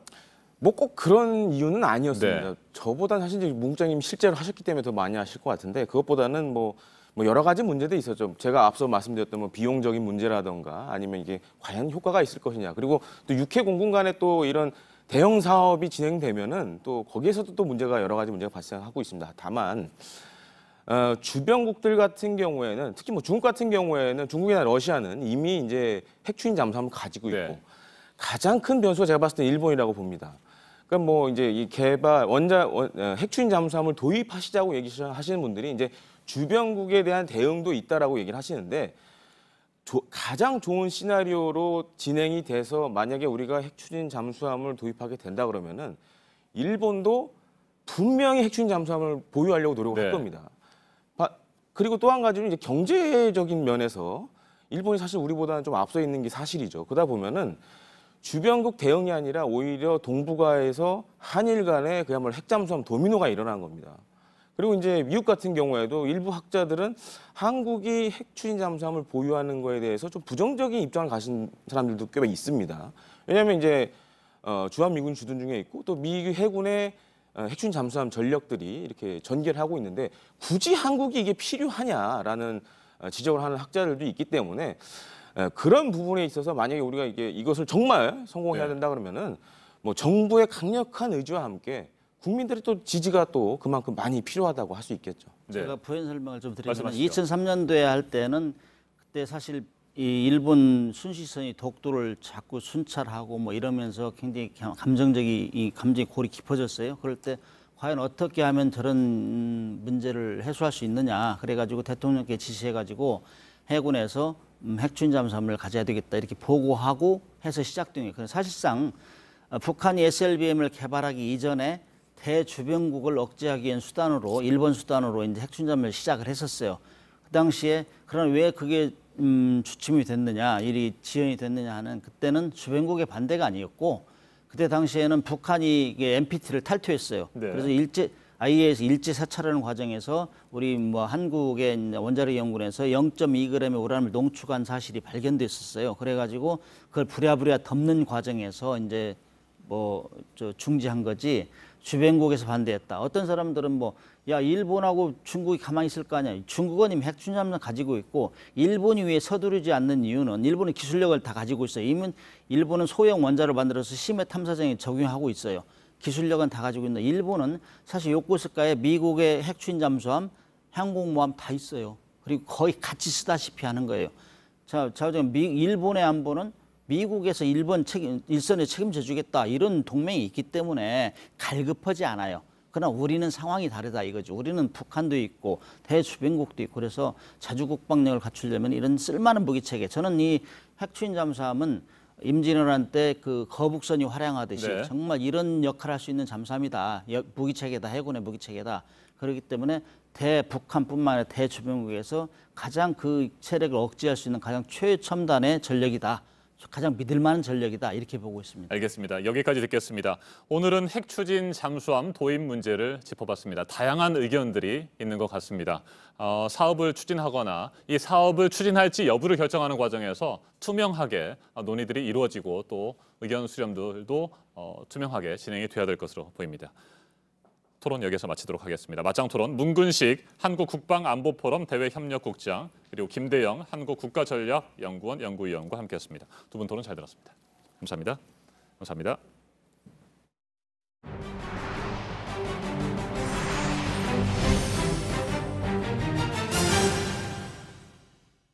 네, 앞서 전해드린 대로 문재인 대통령이 오늘 처음으로 경제장관 회의를 직접 주재를 합니다. 지금 우리 경제 상황 때문이죠. 시장의 예상대로 어제 한국은행은 기준금리를 역대 최저 수준으로 내렸습니다. 앞서 전망했던 올해 우리 경제 2.2% 성장이 어렵다고 봤습니다. 이제 문제는 이렇게 금리를 내려서 경기를 살리는 효과가 날 것인지인데요. 먼저 전다빈 기자입니다. 기준금리가 1.25%까지 내려간 건 약 2년 만입니다. 2016년 6월 바닥을 친 뒤 경기가 풀리는 신호에 지난해까진 쭉 올랐습니다. 하지만 올해 7월부터 인하로 방향을 틀더니 다시 1.25%로 돌아온 겁니다. 기준금리를 또 내린 건 성장률 전망이 갈수록 어두워지면서입니다. 앞으로 국내 경제의 성장 흐름은 글로벌 무역 분쟁 지속과 지정학적 리스크 확대 등의 영향으로 지난 7월의 전망치를 하회할 것으로 예상됩니다. 하느니 석 달 전 전망한 2.2%도 달성이 어려워졌다는 겁니다. 국제통화기금 IMF도 올해 우리 경제 성장률을 2.0%로 낮췄습니다. 미중 무역 갈등에 세계 경제가 침체되는 상황인데 투자 등 내수도 살아나지 못하면서입니다. 물가도 장기간 저공 비행 중입니다. 특히 8월과 9월엔 소비자 물가 상승률이 마이너스까지 떨어지는 이례적인 현상이 나타났습니다. 그러자 일각에선 우리 경제가 디플레이션에 빠지는 것 아니냐는 우려도 나왔습니다. 정부는 주로 석유 농산물 가격이 내려 생긴 현상이라며 선을 긋고 있습니다. JTBC 전다빈입니다. 네, 어제 금리를 내리면서 한국은행은 추가로 더 금리를 내릴 가능성도 말을 했습니다. 지금 상황을 한은이 어떻게 보고 있는지 보여주는 것이겠죠. 돈을 직접 푸는 양적 완화에 대한 언급도 했습니다. 이세누리 기자입니다. 성장세 회복을 뒷받침하기 위해서 통화 정책을 완화적으로 운영할 필요가 있다. 금리 인하 결정 직후 이주열 한국은행 총재는 정책 대응 여력이 남아있다고 말했습니다. 저성장 저물가가 계속 이어진다면 금리를 더 내릴 수 있다는 뜻입니다. 현실화한다면 우리 경제는 1%, 나아가 0%대 금리 시대라는 한 번도 가보지 않은 길을 가게 됩니다. 당장 쓸 일은 없다는 전제를 달긴 했지만 이례적으로 비전통적인 통화 정책, 즉 양적 완화도 언급했습니다. 주요국이 도입했던 여러 가지 비전통적인 수단을 과연 우리 국내도 적용할 수 있을 것인가 하는 그런 데에 대해서도 연구를 하고. 양적 완화는 금리를 내리는 것만으로 시중에 돈이 돌지 않을 때 쓰는 일종의 극약 처방입니다. 2008년 글로벌 금융위기가 터지자 벤 버냉키 연준 의장이 우리 돈 5천조 원이 넘는 채권을 사들인 게 대표적입니다. 한은은 2차례의 금리 인하 효과, 또 곧 나올 3분기 성장률을 보고 앞으로의 대응 방향을 잡아가겠다는 입장입니다. JTBC 이세누리입니다. 금리가 내려가면 경기가 풀리는데 도움이 될 것이냐는 것과 함께 또 하나 봐야 할 건 부작용입니다. 돈이 잘 돌지 않은 상황에서 부동산에만 몰릴 수 있다는 건데요. 이 소식은 이한주 기자가 보도합니다. 요즘 우리 경제엔 돈이 잘 돌지 않는 이른바 돈맥 경화 현상이 뚜렷합니다. 5대 은행의 정기예금 잔액은 2017년 2분기 이후 10분기 연속 증가세입니다. 올해만 55조 원 넘게 늘었습니다. 기업은 투자를 줄이고 가게는 소비를 늘리지 않으니 돈이 은행에 쌓이고 있는 겁니다. 이렇다 보니 돈이 도는 속도, 화폐 유통 속도도 사상 최저 수준입니다. 갈 곳을 잃은 돈이 서울 지역 부동산에 몰리는 현상도 나타나고 있습니다. 서울 아파트 값은 15주째 오르고 있습니다. 강남 지역 초고가 아파트의 경우 3.3제곱미터당 가격이 1억 원에 육박한 상태입니다. 정부가 분양가 상한제라는 규제 카드도 꺼냈지만 넘치는 시중 자금에 효과는 크지 않습니다. 재건축 아파트 값을 누르면 신축 아파트 값이 오르는 시기입니다. 가까스로 잡힌 가계빚 증가세가 금리 인하에 다시 가팔라질 수 있다는 우려에 정부도 대책 마련에 들어갔습니다. JTBC 이한주입니다. 오늘의 핵심 뉴스들을 정리해드리는 아침엔 주요 뉴스입니다. 이틀 전 평양에서 북한과 무관중으로 월드컵 예선전을 치른 우리 축구대표팀이 오늘 새벽 인천공항을 통해 귀국했습니다. 주장 손흥민 선수는 상대가 워낙 예민하고 거칠었다며 선수들이 다치지 않고 돌아온 것만으로도 수확이라고 생각할 정도라고 말했습니다. 벤투 감독은 상당히 안 좋은 경기였다며 준비하고 원했던 경기가 나오지 않았다고 밝혔습니다. 대한축구협회는 북한이 미디어와 응원단 활동에 전혀 협조하지 않은 것과 관련해 국제축구연맹과 아시아 축구연맹에 이의를 제기할 계획입니다. 조국 전 장관 부인 정경심 교수의 병명 등이 담긴 입원 증명서가 또 논란이 되고 있는 가운데 정 교수는 어제 11시간 가까이 6번째 검찰 소환 조사를 받았습니다. 한편 표창장 위조 혐의에 대한 재판은 미뤄질 것으로 보이는데 정 교수 측에 이어서 검찰도 기일 변경 신청을 했습니다. 20대 한국인이 운영하던 아동 음란물 사이트와 전 세계 이용자 330여 명이 무더기로 적발됐습니다. 한국과 미국 등 30여 개국이 공조 수사를 벌였습니다. 이용자들에게 피해를 당한 어린이 20여 명도 구출됐습니다. 적발된 한국인 운영자는 추적을 피하기 위해서 다크웹을 이용했고 비트코인을 결제 수단으로 썼습니다. 트럼프 미국 대통령이 다음 달 에이펙 정상회의에서 중국 시진핑 주석과 만날 때까지 무역 합의에 서명을 하지 않겠다고 밝혔습니다. 앞서 고위급 협상에서 이뤄진 미니 딜에 대해 추가 협상이 있을 것이라는 전망이 나옵니다. 범죄인 인도 법안, 이른바 송환법 반대 시위를 주도해온 홍콩 민간 인권전선의 지미 샴 대표가 정체불명의 괴한으로부터 쇠망치 공격을 받았습니다. 어제 저녁 길을 가다가 공격을 당해 머리와 팔을 다쳤습니다. 민간 인권전선은 성명을 통해 샴 대표에 대한 공격을 정치적 테러로 규정했습니다. 최근 홍콩에서는 반중 시위대를 겨냥한 백색 테러가 잇따르고 있습니다. 환태평양 조산대에 속해 있는 필리핀 민다나오 섬 인근에서 규모 6.4의 지진이 일어나 주택이 무너져 내리는 등 피해가 이어졌습니다. 어린이 1명이 사망했고 수십 명이 부상을 입었습니다.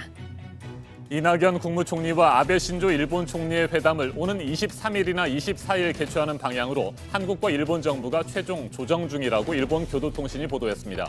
이와 관련해 아베 총리는 대화의 기회를 닫을 생각이 전혀 없다며 한일 관계 개선 필요성을 이례적으로 언급했습니다. 오늘 대검찰청을 상대로 한 법사위 국감이 열립니다. 윤석열 검찰총장과 함께 조국 전 장관 일가 수사를 지휘하고 있는 한동훈 반부패 강력부장 등 대검 수뇌부가 출석을 합니다. 문재인 대통령이 오늘 경제장관회의를 직접 주재합니다. 법령에 정해진 확대 경제장관회의 이외 대통령이 별도로 경제장관회의를 소집한 것은 처음입니다. 우리 경제 상황이 엄중하다는 진단 아래 예정에 없던 일정을 급히 만든 것으로 전해졌습니다. 지금까지 아침엔 주요 뉴스 정리해드렸습니다.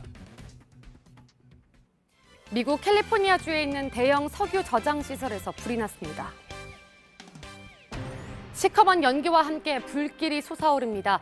현지 시간 15일 샌프란시스코 북동쪽 콘트라코스타 카운티에 있는 석유 저장 탱크 두 곳에서 불이 났습니다. 탱크 두 곳에는 약 95만 리터의 에탄올이 저장되어 있는 걸로 알려졌는데요. 화재로 유독성 물질이 연기를 타고 퍼지는 바람에 인근 주민들이 긴급 대피하고 주변 도로의 차량이 통제됐습니다. 당국이 전날 일어난 지진과의 연관성 여부를 포함해 정확한 화재 원인을 조사하고 있습니다. 현지 시간 14일 멕시코 남부 테포치카 지역에서 무장괴한과 군인 사이에 총격전이 벌어졌습니다.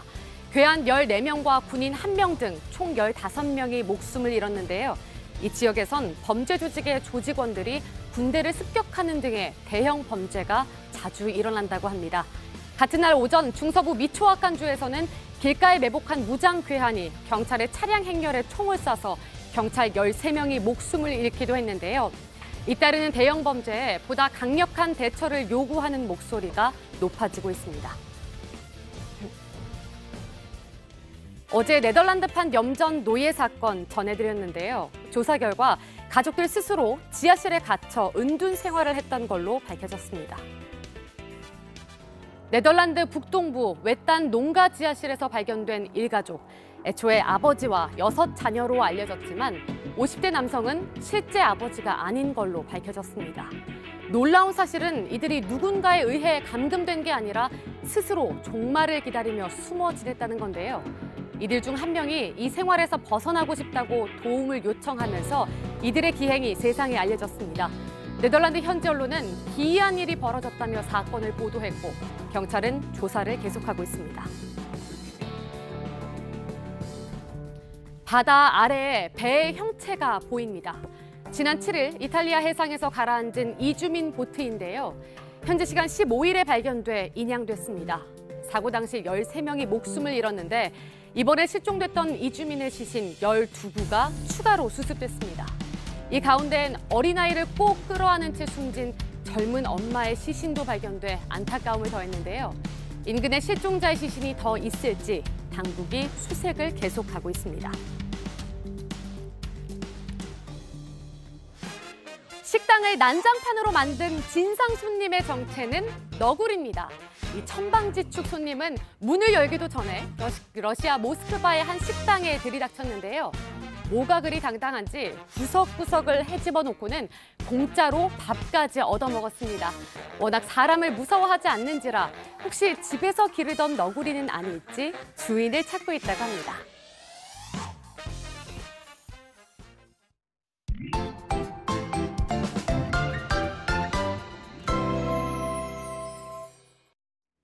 오늘 또 아침에는 쌀쌀하지만 한낮에는 기온이 오르면서 활동하기 좋겠습니다. 비 소식도 없습니다. 자세한 기상 정보 살펴보겠습니다. 김윤아 캐스터, 먼저 하늘의 상황부터 볼까요? 썩 맑은 것 같지는 않은데 어떻습니까? 네, 그렇습니다. 오늘부터는 구름이 많이 지나겠습니다. 현재 위성 영상 보시면 전국 대부분 지역에 구름 가득한 모습인데요. 다소 흐린 곳도 있겠지만 공기는 맑아서 미세먼지 일평균 보통에서 좋음 수준으로 전망이 됩니다. 다만 아침까지는 내륙 지역에 안개가 다소 짙게 끼겠습니다. 현재 경기 남부와 경남 지방에서 시야 상황이 가장 좋지 않은데요. 경기도 이천의 가시거리 110m, 광주시는 220m, 경남 함안은 300m 등으로 무척 짧아져 있습니다. 운전하시는 분들 교통안전에 유의하셔야겠습니다. 네, 오늘 기온은 어때요? 네, 어제도 주로 평년 수준의 기온 나타났었는데요. 오늘도 어제와 비슷하거나 조금 높겠습니다. 먼저 출근길 기온은 현재 서울과 청주가 11도, 대전과 전주, 광주 12도, 춘천과 대구는 9도 가리키고 있고요. 오늘 낮 동안 서울은 20도, 춘천 19도, 청주와 대전, 전주와 광주, 대구 등 21도로 예상됩니다. 이렇게 아침에는 쌀쌀하고 낮에는 선선한 가운데 내일과 모레에는 예년 기온 웃돌면서 낮 동안 비교적 포근하겠습니다. 서울의 내일 최고 기온이 23도, 모레 토요일에도 22도로 오늘보다도 조금 더 높겠습니다. 네, 여전히 일교차는 10도가량 되는군요. 네, 맞습니다. 네, 내일부터는 비 소식이 또 있습니까? 네, 오늘 구름 많이 지나는데 내일부터는 또 전국이 흐려지겠습니다. 대부분 지역에 비 소식이 있고요. 동쪽 지역의 강수 시간이 길어서 동해안 지역은 모레 토요일 오전까지 이어지겠습니다. 내일 서울과 경기 북부는 비는 아니고요. 빗방울 정도 떨어질 것으로 예상이 됩니다. 이후 계속해서 흐리다가 토요일 오후부터 맑아질 것으로 예상됩니다. 알겠습니다. 기상정보 잘 들었습니다. 김민아 캐스터 수고했습니다.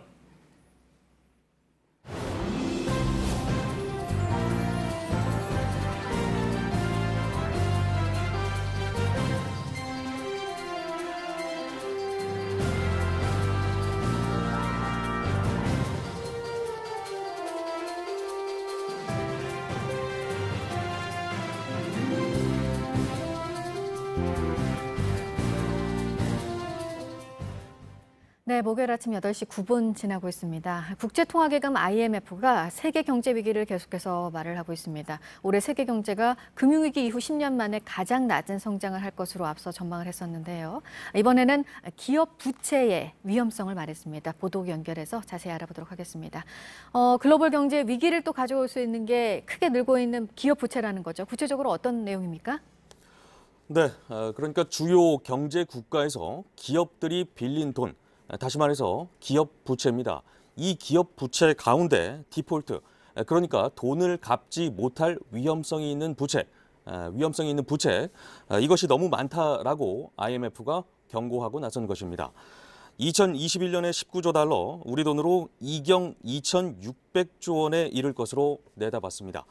미국과 중국, 일본, 독일과 프랑스, 영국, 이탈리아, 스페인을 대상으로 했는데요. 이들 국가의 기업 부채 총액의 40%에 가까운 규모입니다.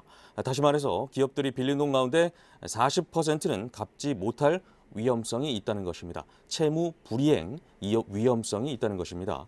신흥시장뿐 아니라 주요 선진 경제권의 금융 안전성에도 빨간불이 켜졌다는 것을 의미합니다.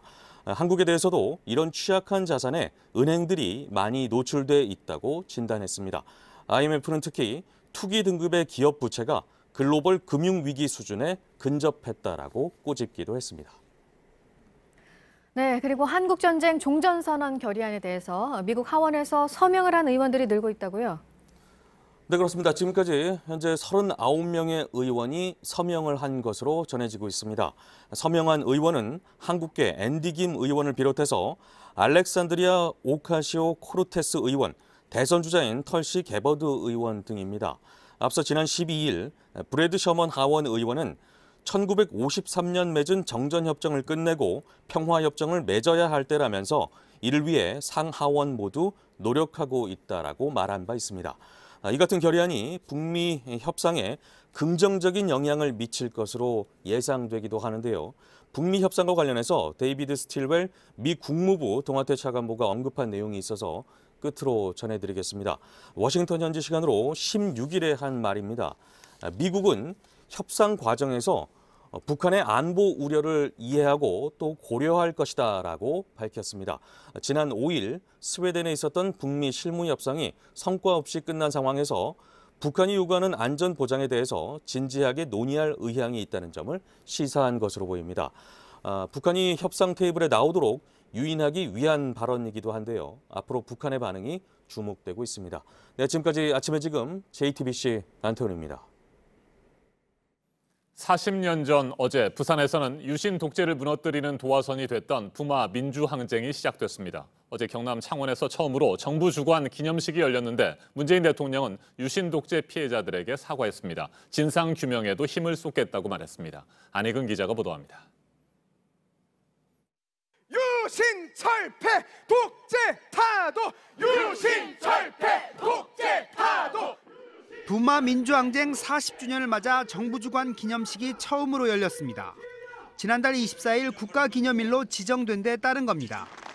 기념식은 부산 시민항쟁이 마산으로 확산된 출발점이 된 경남대학교에서 열렸습니다. 문 대통령은 피해자들에게 직접 사과했습니다. 유신 독재의 가혹한 폭력으로 인권을 유린당한 피해자들 모두에게 대통령으로서 깊은 위로와 사과의 말씀을 드립니다. 국가폭력 가해자들의 책임 소재도 철저히 규명하고 피해자들의 명예회복, 보상에도 더욱 힘을 쏟겠다고 했습니다. 부마 민주항쟁이 5.18 광주 민주화운동으로 다시 60항쟁으로 이어진 의미도 강조했습니다. 부마 민주항쟁은 우리 역사상 가장 길고 엄혹하고 끝이 보이지 않았던 유신 독재를 무너뜨림으로써 민주주의의 새벽을 연 위대한 항쟁이었습니다.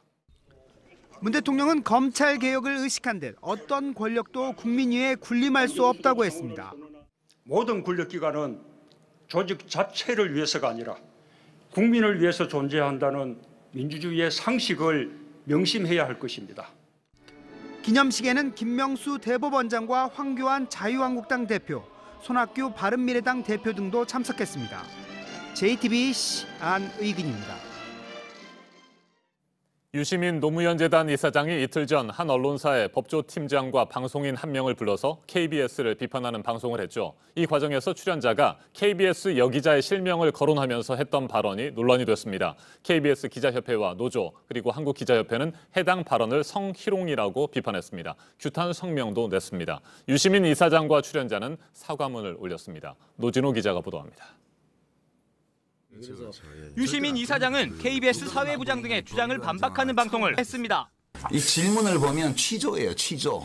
조사하는 검사들과 KBS 법조팀 사이에서는 매우 긴밀한 정보 교환이 있었을 것으로 보여요. 한 언론사의 법조팀장과 개그맨 한 명이 패널로 나왔습니다. 그런데 이 패널들의 발언이 논란이 됐습니다. KBS 여성 기자의 실명을 거론하며 성희롱성 발언을 한 겁니다. 검사들이 모 KBS 기자를 좋아해 정보를 흘렸고 친밀한 관계가 있었다는 주장이었습니다. 유 이사장은 방송을 끝내기 전 이 부분에 대해 사과했고 문제 발언을 삭제한 후 영상을 다시 올렸습니다. 긴밀한 관계는 있었을까요? 왜냐하면 있었을 것이다. 유 이사장이 뭐 더 보태실 말 있으세요? 뭐 됐어요. 이 정도면 충분하죠. 됐습니까? 뭐. 알겠습니다. 해당 발언은 이미 7만 명 가까운 시청자들에게 생중계됐습니다. KBS 기자협회는 경악스러운 성희롱이라며 유시민 이사장은 해당 방송의 진행자로서 책임 있는 자세를 보이라고 말했습니다. 전국언론노조 KBS 본부, KBS 노동조합, KBS 공영노조 등 KBS 내 노조 3곳도 일제히 비판 성명을 냈습니다. 한국여기자협회는 여성 기자를 전문 직업인이나 동료로 보지 않고 성희롱 대상으로 본 폭력이자 인권 유린이라며 유 이사장은 사실상 방관했다고 비판했습니다. 한국기자협회도 성희롱 방송을 개탄한다는 성명을 냈습니다. 유 이사장과 출연자는 사과문을 올렸습니다. 유 이사장은 인간의 존엄성에 대한 제 의식과 태도에 결함과 부족함이 있다는 증거라고 생각하며 깊게 반성한다고 했습니다. 패널로 출연한 법조팀장은 다른 취지로 한 얘기였지만 듣는 분이 불쾌할 수 있다는 점을 인정한다고 했습니다. JTBC 노진호입니다.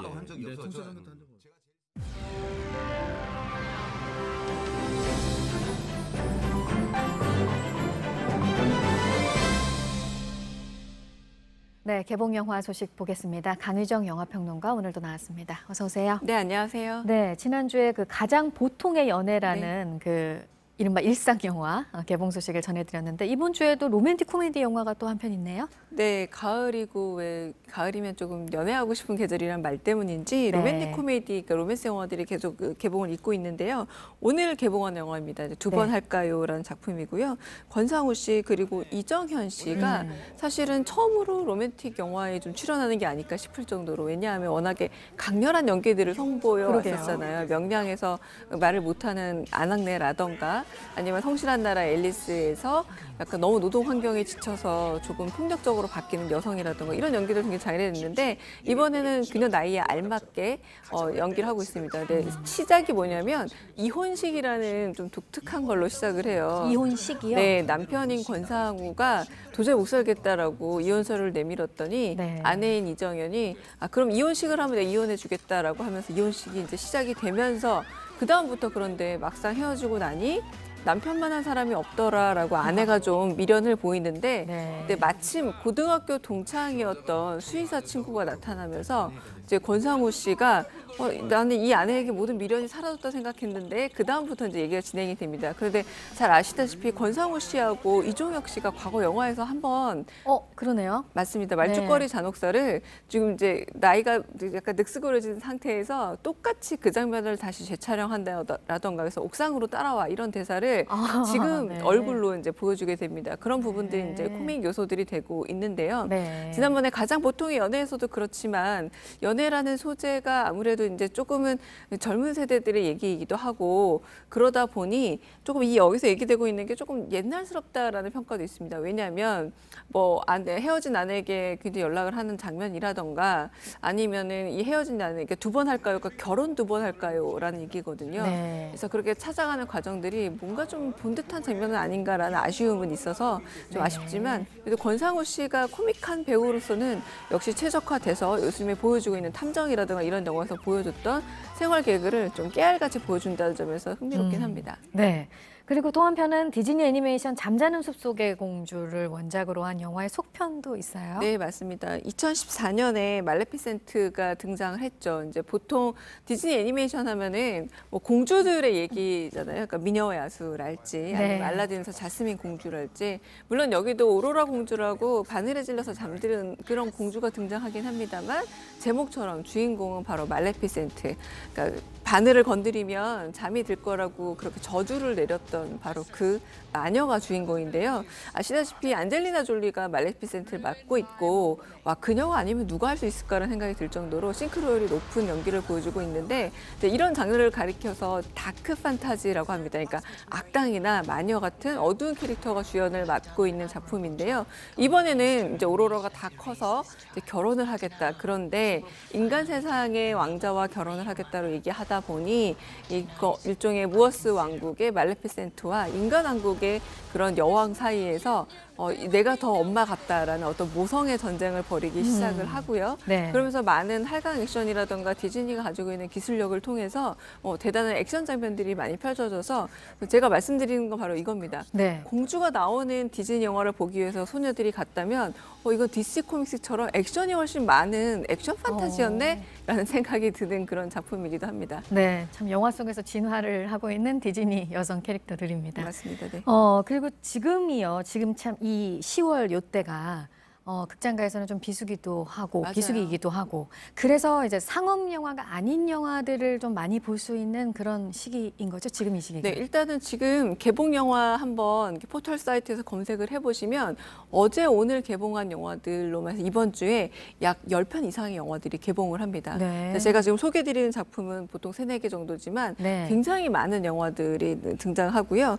그리고 국적도 다양하고 장르도 다양하고 그래서 많은 영화들이 이 시기 개봉하는데 조금 솔직히 말하자면 가령 이제 여름 성수기 그리고 추석도 피하고 지금 겨울도 또 성수기라서 10월, 11월에 많은 영화들이 그러니까 좀 크기나 규모가 작고 그리고 배우가 그다지 알려지지 않았지만 흥미로운 영화들이 바로 이 시기에 몰려서 개봉을 하게 되는데 아마 그란드 부다페스트 영화 기억하실 겁니다. 이 시기에 개봉해서 굉장히 화제가 됐고 그래서 다양성 영화라는 그런 네이밍을 만든 영화이기도 하죠. 그래서 그게 이 시기에 개봉을 해서 이 시기에 중요한 영화들이 많이 개봉하구나라는 이미지를 주기도 했고요. 뭐 소공녀라든가 원스라든가 이런 작품들이 다 이 시기에 개봉을 했고 좀 작은 관에서 시작했지만 점점 더 많은 반응을 불러일으켰던 영화들이 바로 이제 이 시기 영화입니다. 그러니까 숨은 명작들을 좀 찾을 수 있는 시기예요. 지금 다양성 영화라고 얘기를 하셨어요. 그러니까 상업 영화에서 다룰 수 없는 것들을 다룬다는 면에서도 그렇고 의미가 있잖아요. 네, 그러니까 우리가 주류 영화 하면 어느새 한국의 굉장히 큰 영화들이나 아니면 헐리우드 영화들 같은 것들을 생각하게 되는데 이 시기에는 이제 영화제에서 수상한 주요 작품 영화들이라던가 아니면은 다양한 국적을 가졌어도 잘 알려지지 않은 영화들이 이제 개봉을 할 수 있게 되는데요. 여러 가지 배경을 가지고 있긴 하지만 가령 뭐 부산 영화제나 이제 부천 국제 영화제 같은 데서 선보여줬던 작은 규모의 영화들도 마찬가지로 선보이는 시기라서 좀 이 영화들을 다양하게 그리고 너무 천편일률적인 영화들 사이에는 조금 영화가 지겹다라고 생각하시는 분들이 분들에게는 오히려 지금 이 시기가 매주 다른 영화를 보면서 좀 흥미롭게 챙겨볼 수 있는 시기이기도 합니다. 네. 그러면 개봉하는 이런 이른바 다양성 영화 중에서 이 영화는 좀 볼만하다라는 거 있습니까? 네, 일단은 버티고라는 작품인데요. 네. 부산국제영화제 이제 한국영화의 오늘 파노라마 부분이 있는데 거의 매진 사례가 일어났던 작품이기도 합니다.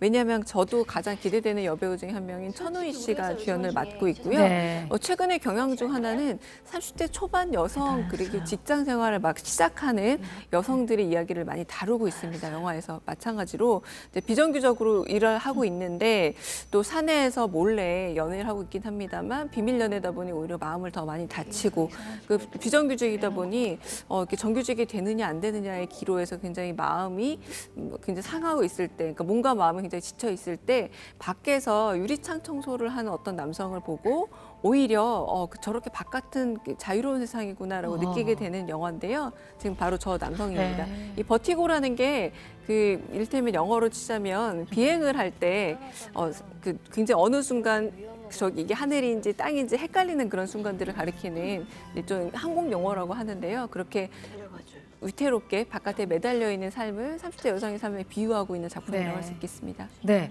그리고 또 마지막으로 볼 영화는 일본 영화인데 참 이게 눈길을 끌 수밖에 없는 게 아베 총리를 다룬 영화고요. 그리고 일본 영화인데 우리 배우가 주연을 했어요. 네, 그 소문이 돌았었죠. 일본의 여배우 그 누구도 영화 출연을 하지 않았다 하면 말 그대로 정부에 찍혀서 아무런 역할을 할 수 없었다라고 했지만 사실 그거는 감독은 꼭 그렇지만 않았다. 심은경 씨를 애초에 염두에 뒀다라고 하고 있지만 네. 잘 아시다시피 아베 사학비리 스캔들을 떠올리게 하는 작품이라서 영화를 개봉할 때 굉장히 논란도 많았고요. 논란이 많은 게 언론이 안 달아줘서 SNS를 통해서 개인이 홍보를 할 정도의 영화라고 하고요. 네. 지금 일본이 어떤 점에서는 언론의 자유가 굉장히 막혀 있다고 하잖아요. 이제 그런 부분과 함께 어떻게 기자가 이걸 파헤쳐 가는가에 대해 기자의 어떤 본분에 대해서 잘 보여주는 작품이기도 합니다.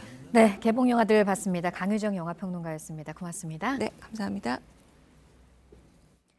지난해에만 590만 명이 방문했다고 하는 영국 런던의 테이트 모던 미술관에서 세계적인 예술가 고 백남준 선생의 회고전이 지금 열리고 있습니다. 전 세계 미술관에서 모은 220여 점을 전시했습니다. 역대 최대 규모입니다. 김성탁 특파원이 전해왔습니다.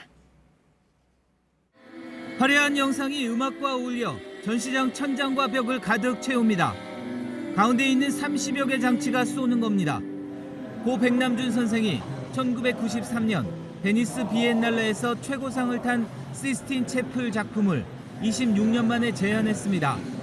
천지창조 벽화가 있는 바티칸 시스티나 성당을 비디오 아트로 구현했습니다. 푸른 식물과 텔레비전 수십 대가 섞인 TV 정원도 있습니다. 도쿄와 뉴욕에서 백남준과 함께 생활한 조카 백건 씨는 재미있는 제작 과정을 소개했습니다. The famous robot K456, which is in a German museum now. He made that also, in and around my bedroom, using a lot of my toy parts. So many of these things I feel very close to. 백남준은 1970년대 전자 초고속도로라는 개념을 만들고 여러 나라 작가와 협업에 공을 들였습니다. 뭔가 탈국가적이고 국가 중심적이지 않은 이런 식의 미술이 미래의 미술이라는 것을 먼저 보여준 작가라고 생각을 하고요. 세계가 인터넷으로 연결되고 누구나 영상을 올리는 시대를 예견한 백남준이 현대인에게 던지는 메시지를 이곳 테이트 모던은 전하고 있습니다. 런던에서 JTBC 김성탁입니다. 권순우 선수가 남자 프로테니스 투어 유러피언 오픈 단식 16강에서 탈락했습니다. 권순우는 우리 시간으로 어젯밤 벨기에에서 열린 대회 4흘째 단식 본선 2회전에서 아르헨티나의 기도펠라에게 세트스코어 0대2로 졌습니다. 권순우는 세계 랭킹 20위인 기도펠라를 상대로 세트스코어에서는 완패했지만 경기 내용에선 팽팽히 맞섰다는 평가를 받았습니다. 정몽규 대한축구협회 회장이 월드컵 남북 대결이 열렸던 지난 15일 평양을 방문해 여자 월드컵 남북 공동 유치 방안을 논의했습니다. 정몽규 회장은 잔니 인판티노 피파 회장과 김장산 북한 축구협회 사무총장을 만나 2023년 여자 월드컵 남북 공동 개최 추진에 대한 의견을 나눴습니다. 앞서 인판티노 회장은 지난 2월 축구협회에 2023년 여자 월드컵의 남북 공동 개최 방안을 제시했고 축구협회는 유치 준비 작업을 벌여왔습니다.